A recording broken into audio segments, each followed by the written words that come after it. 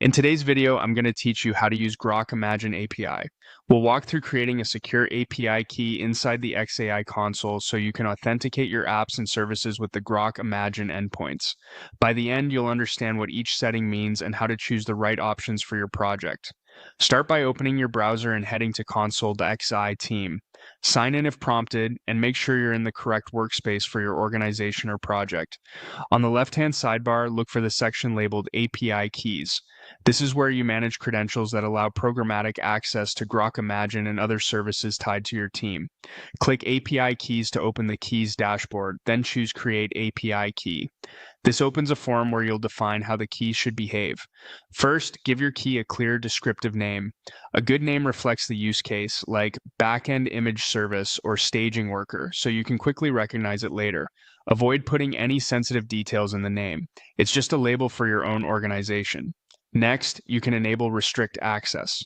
Turning this on adds an important security layer.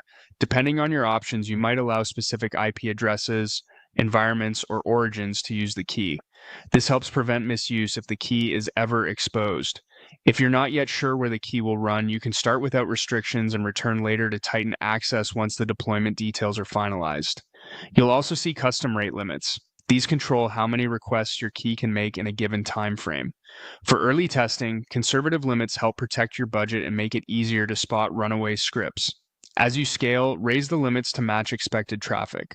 If your application processes bursts of image generations, consider allowing short spikes while keeping overall throughput reasonable to avoid throttling. Set an expiry date to enforce key rotation.